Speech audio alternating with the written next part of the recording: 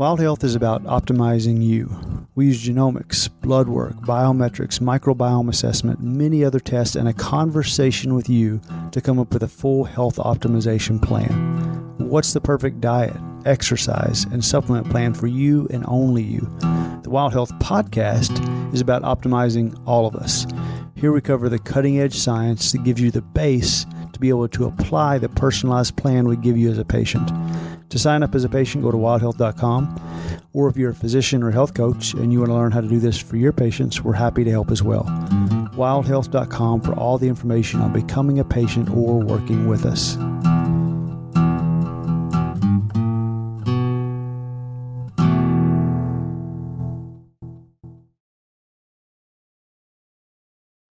Hey guys, welcome back to the Wild Health Podcast. I'm Dr. Reta Graham, one of the senior physicians here at Wild Health, here with a really special episode today. I am joined by my life partner, love of my life, Dr. Reta Graham, board-certified obstetrician gynecologist with a background in academic and international medicine. We're here today to talk about some of the secrets to long-lasting relationships. So, Reta, let you introduce yourself, say a little bit about what you've done in your past and what your current interests are, maybe. Okay. Thanks for having me, Jeff. You're so welcome. I'm really happy to be here. I am, as Jeff mentioned, an OB-GYN, mother of two, writer and poet and athlete, and lover of all things furry.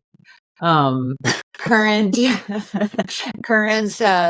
interests include perimenopausal and menopausal care in regards to maximizing health span and longevity.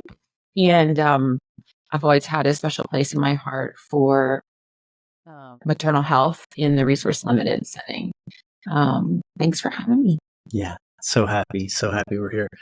So, we're gonna talk today about keys to a healthy relationship, and I think that I like to think at least that two professionals. We've been married for how long now? How long? Don't ask me that long. Oh, I didn't bring my calculator. 22 years, going into 23 years this year. Okay, so I got it. I'm not in trouble. So I like to think we have a little bit of personal experience here, but I also want to talk about some of the literature and to be closure. I am a big fan of a couple that we've both listened to on different podcasts and out there, the Gottmans, John and Julie Gottman, I think, right? They have the Gottman Institute, and they have devoted their lives to both clinical and data-driven research on what makes a healthy relationship, the ingredients that go into that. And they do have a new book as well. And I think they just put out a new book as well. That's right. So when I heard that recent interview, I can't remember what podcast it was on, but it really prompted me, since I knew that I was going to be doing one of these soon, to think about, let's talk about this, because it's something that I feel like is not honored as much as it should be in the field of longevity and optimization, right? Because we know that actually social well-being, not being lonely, is one of the pillars of lifestyle medicine and of longevity medicine. In the data now, we have this research that shows that, feelings of loneliness, if they are persistent, are as dangerous as smoking 11 cigarettes a day physiologically. So definitely, loneliness has an impact on lifespan. I also think there are obvious psychological benefits in what I've read.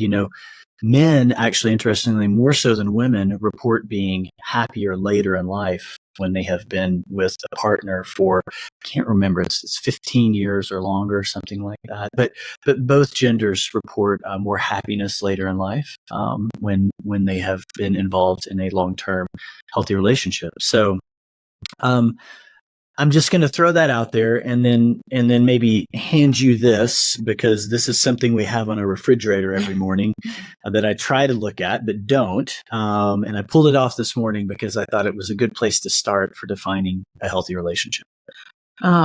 Yes, this was something that we received as a resource from a behavioral health practitioner, and something we wanted to share with our children as well. So it says, a healthy relationship is defined as one that is at the same time mutually rewarding and satisfying, and growth producing. I love that. And then behaviors necessary to develop and maintain a healthy relationship are open and honest communication and taking responsibility for one's own behavior. So super helpful for all relationships, romantic as well as friendships, family relationships, even work relationships. Yeah. Yeah, definitely. Definitely. What do you think when you look at these kind of very basic tenets to start out with? What really stands out to you? What is the part of that you think is most important, or that maybe you try and emulate the most in your life? Well, the growth producing aspect of relationships, I think, at least for me personally, that was not something I really thought about consciously early on in my romantic relationship with you. We met when we were 21 Our and kids. 23 years old in medical school. And certainly a relationship being rewarding and satisfying felt like what you would be seeking. Or what I would be seeking in a relationship with another person, a romantic relationship. But the growth producing aspect, that certainly wasn't something that I was consciously aware of. It was something that became clear over the course of our relationship as I did my own work to meet the challenges that life brought. Yeah. Yeah.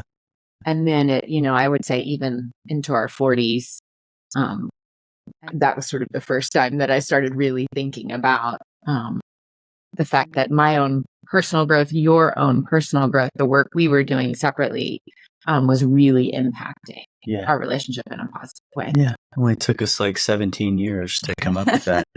But yeah, I mean, I think, and one thing you said there, I think it kind of comes to the bottom of this when it talks about, behaviors necessary. You said, when I started doing my own work, and we actually have that saying in our house. I think we borrowed it from Brene Brown or something, but just to do your work, when someone is not in a good place, it's necessary to look inward a lot of times and say, okay, if I'm having problems with this person who I live with, who I, have decided to spend my life with, maybe those problems are coming from here, and maybe it's not actually a relationship dynamic. So I love the last part of this, taking responsibility for one's own behavior, because I think that's kind of what you're saying, right? And that becomes maybe not easier, but I'm certainly more aware of the moments when I really do need to take responsibility for my own behavior, the more resourced I am. Yeah. So we'll talk about that as well. Yeah. Yeah. It's a great point. I love that word, the more resourced we are. So let's talk about that. Let's overview the basics of a strong foundation with the relationship. And I think that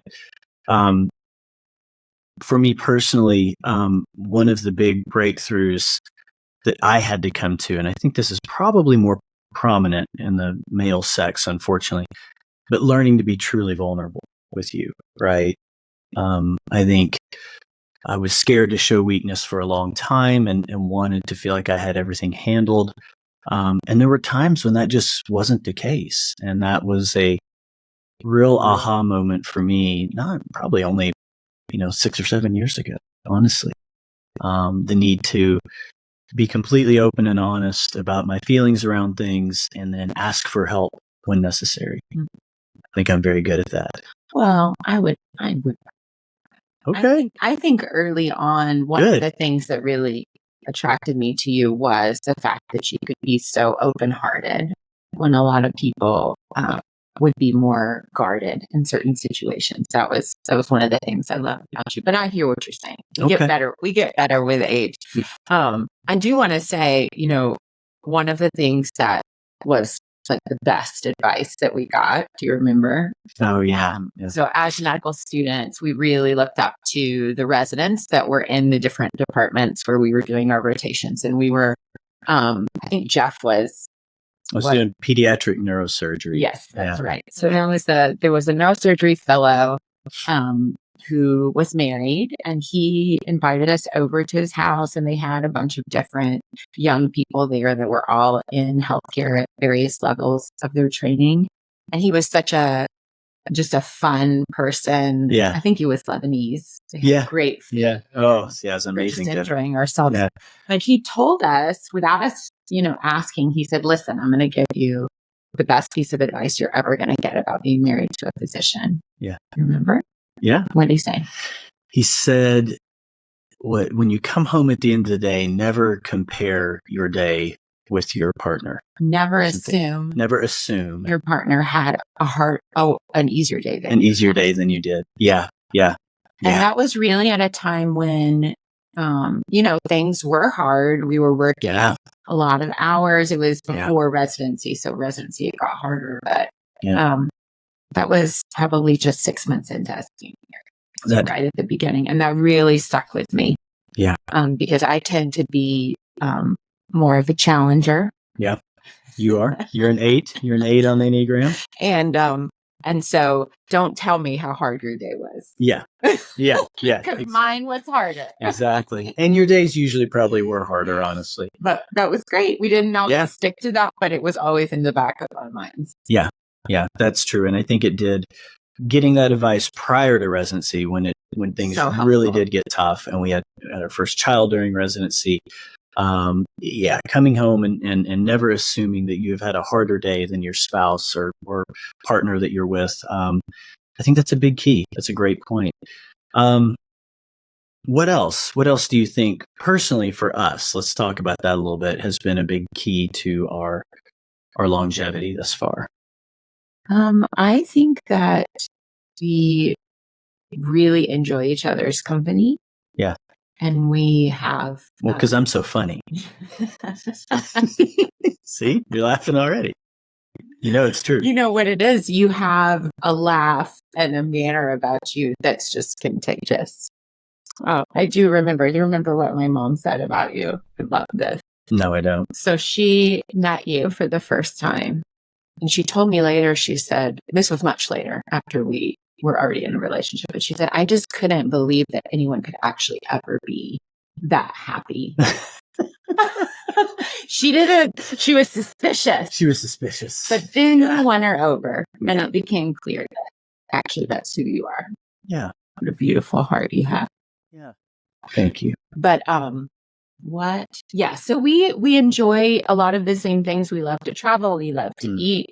You don't like dessert, but I do. I think that's changed. That's a little bit of a dig. When Jeff and I were first dating, we would go out to really nice restaurants. And I went to college in Louisiana where there was some really incredible food in New Orleans and Baton Rouge. And I would always order dessert. And you would say, well, I don't like dessert. Yeah. But then he would eat all of my I would eat all of it. So he came over to the dark side. That was some personal growth that I needed. I needed to learn to love dessert and let myself go a little bit. But having things in common. Yeah. We love to adventure, you more so than me. You definitely helped me broaden my perspectives and get outside of my comfort zone. And then, I remember when the kids were little and we were trying to navigate personal time for physical fitness. Yeah. Yeah. You were really good at nabbing your individual time for physical fitness. And I, as a young mom who was nursing and handling a career, didn't. Yeah. Do that. Yeah.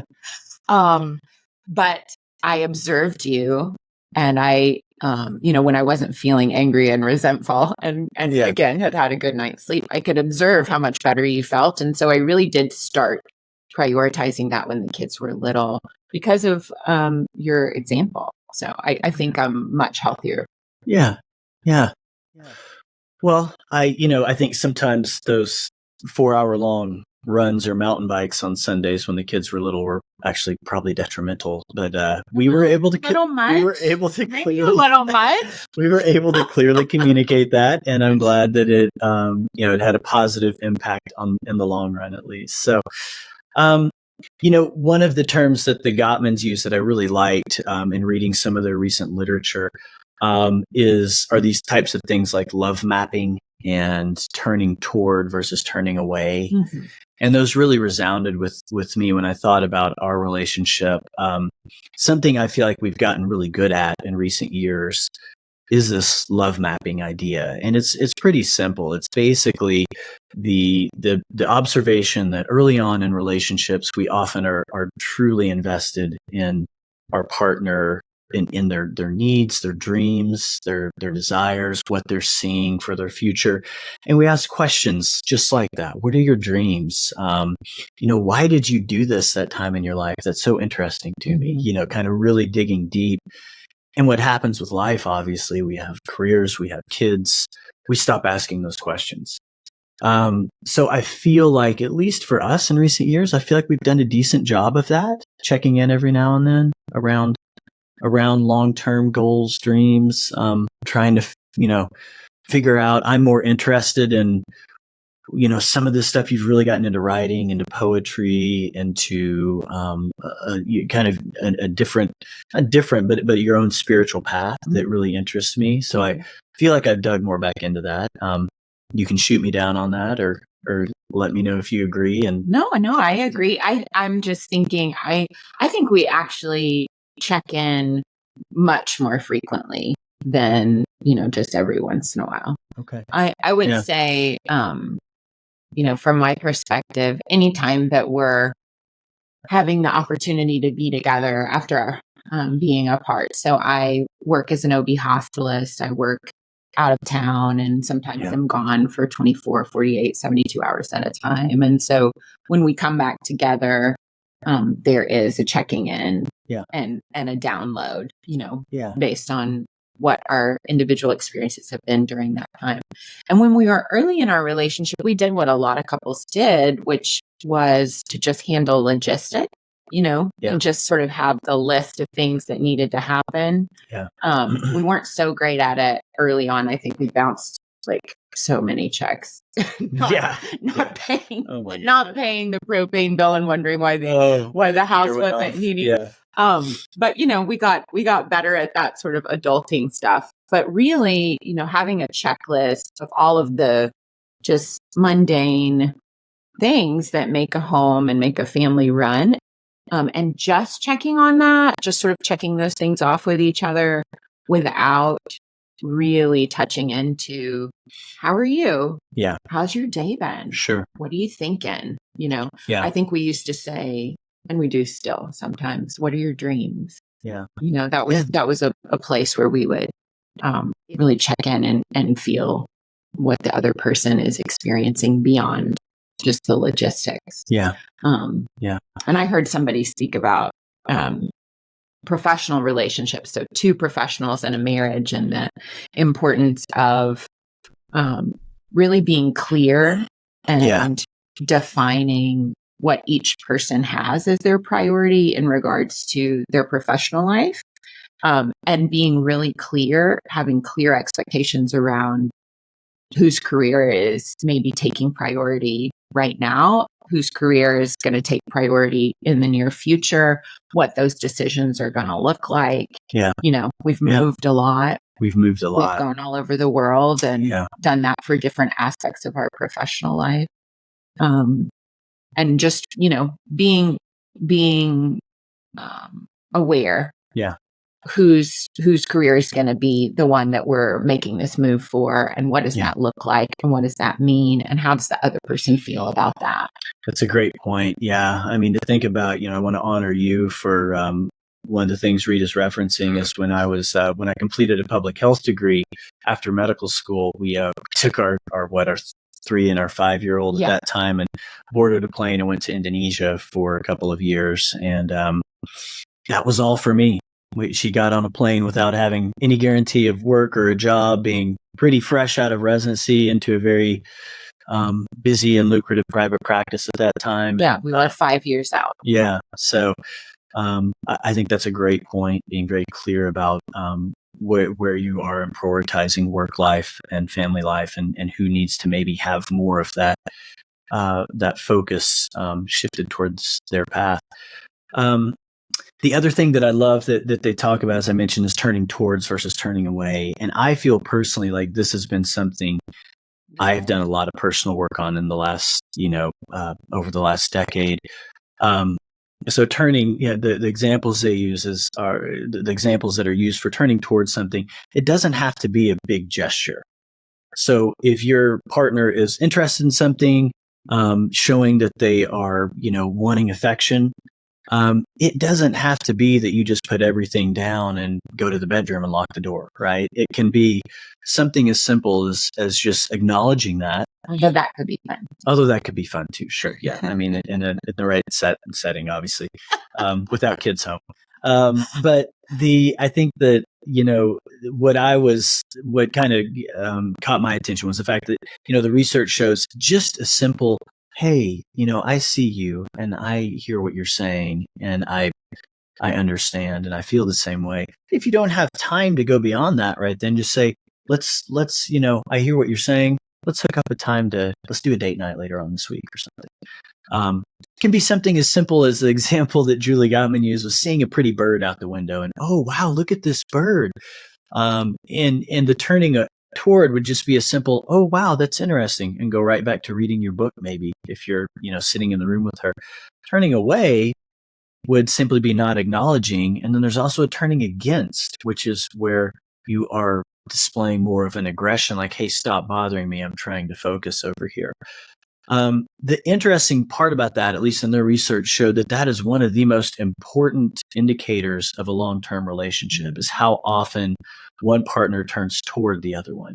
So it seemed to me like a really simple step that you can try to incorporate in your relationship, that can be as simple as saying 1 to 3 words when someone needs acknowledgement, that leads to a longer relationship. Yeah.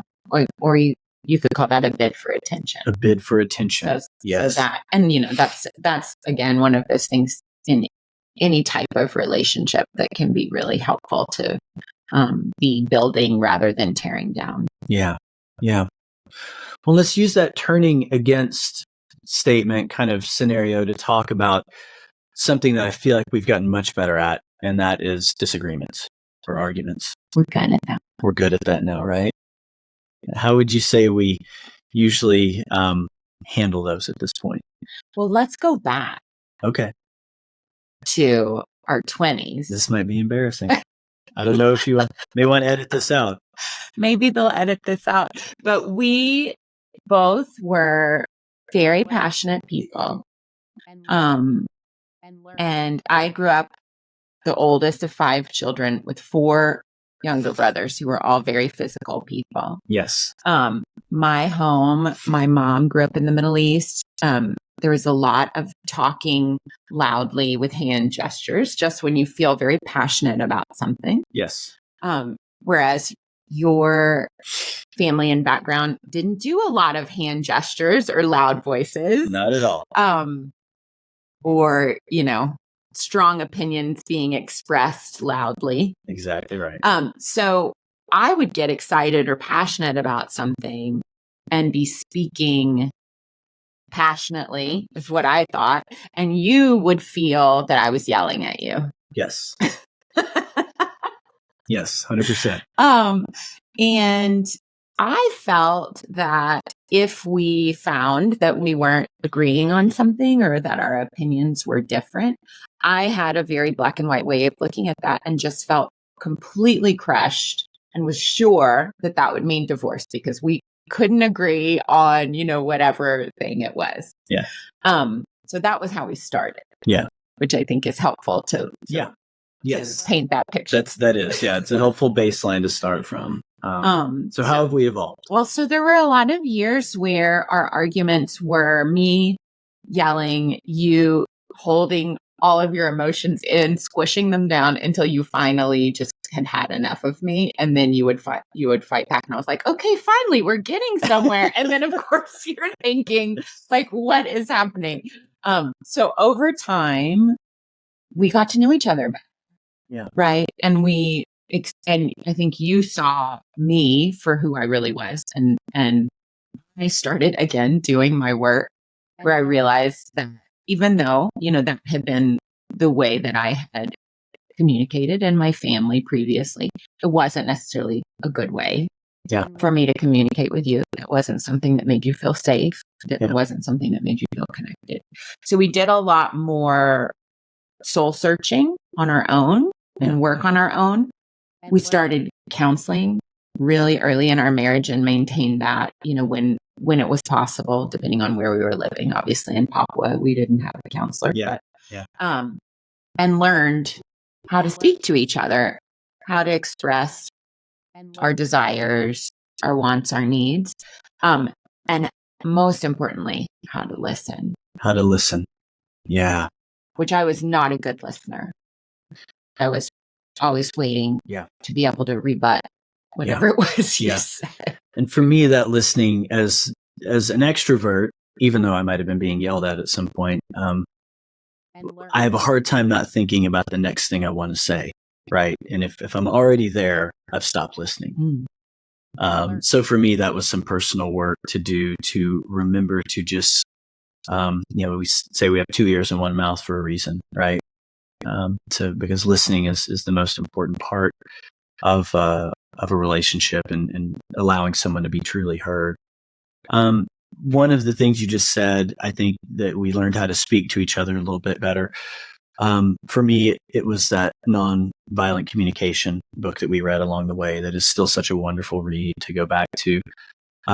So talk a little bit about these feeling statements that we use now when we try and we're having a disagreement. It tends to be not personal, not critical, not defensive, not aggressive. Share a little bit about that. Well, the idea that, you make me so mad. If I say that, I am giving all of my power away. Because I'm saying that something you did now has caused me to be so mad and I have no control over it. Yeah. As opposed to, the statement, when you leave dirty dishes in the sink overnight, I feel frustrated. Would you consider in the future rinsing your dishes and putting them in the dishwasher? And then you get to respond to that. You actually have the ability to say, yes, I hear you. I'll consider that. Or no, that doesn't work for me. Sorry. I'm just going to leave them in the sink. Yeah. And we've learned some of that also with our kids and they're also, using those statements occasionally. Yeah. Although when they were younger, do you remember they would get sick? Our son especially would say, stop using that tone of voice with me. I know what you're doing. Yeah. He knew. He was the Jedi on that. I know what you're doing. They're using that nonviolent communication. Stop doing that. Stop doing it. Yeah. So I love that. And to kind of just, again, reiterate that the statement would be, when I feel, sometimes you put in I need to feel this way. I need to feel less frustrated. Or I need to know, or. Yeah. Would you consider? And ending with that question. And that depersonalizes it, or it doesn't, as you said, it makes it, you're not giving your power away. It's a conversation. You're just making a request. It doesn't tend to get people upset or defensive when you ask it like that. You're just making a request. Yeah. Doing it in an open and honest way. Yeah. One statement I feel is so powerful and illuminating, expectation or premeditated resentments. Oh, yeah. So we've heard that through different avenues in our life around different parts of personal work. But I truly thought when we got married that you should be able to read my mind. Yeah.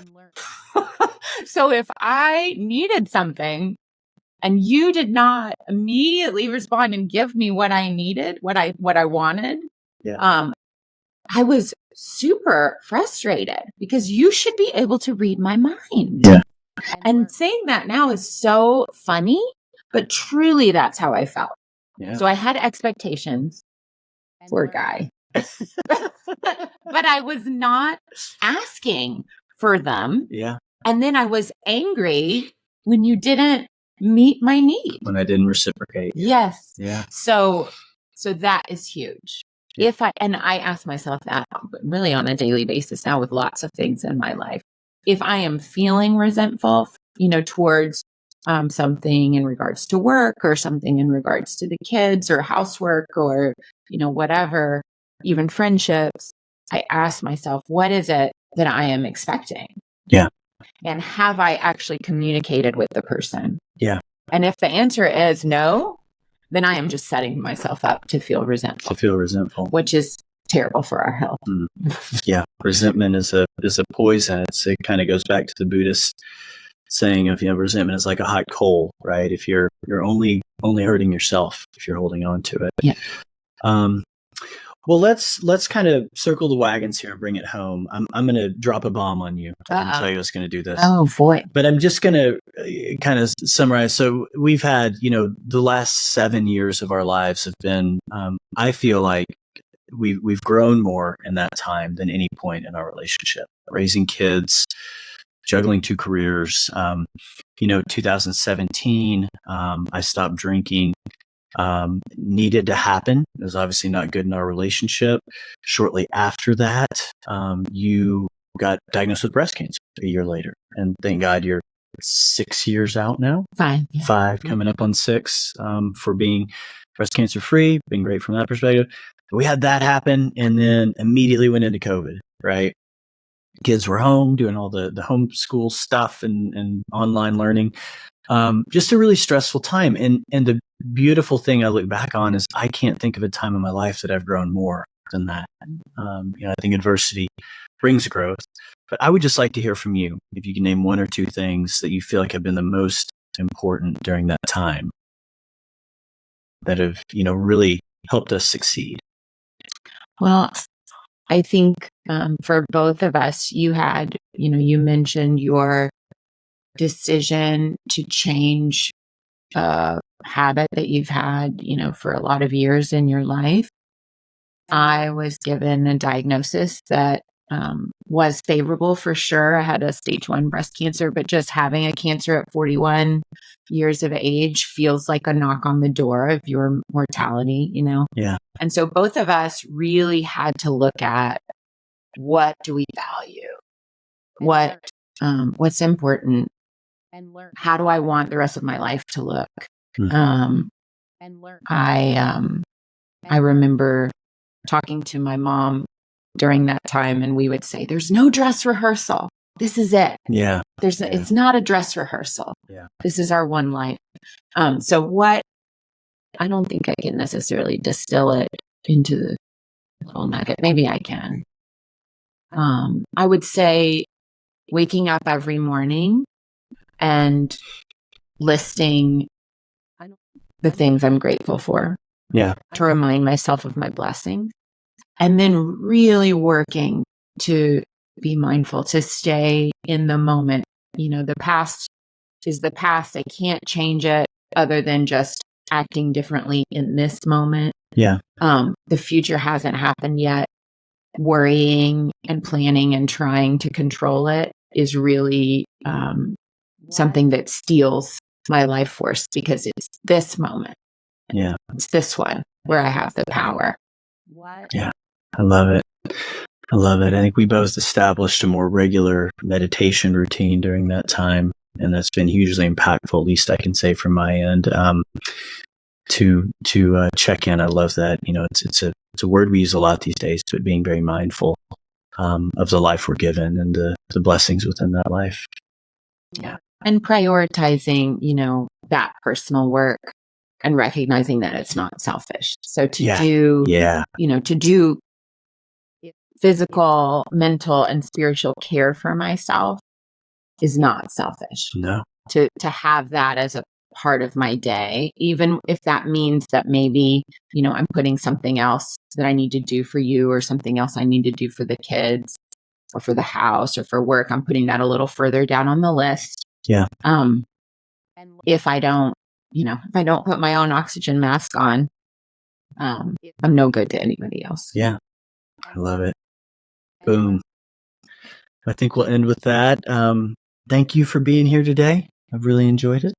Thank you for having me. You're so welcome. In your office in my house. In my life.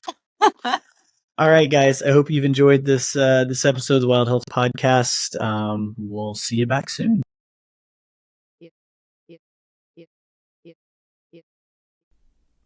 That's all for this episode. Thanks everyone for listening. And if you're looking for more, be sure to follow us on social at WildHealthMD and head over to wildhealth.com or wildhealth.com/premium to become a patient and experience precision medicine for yourself.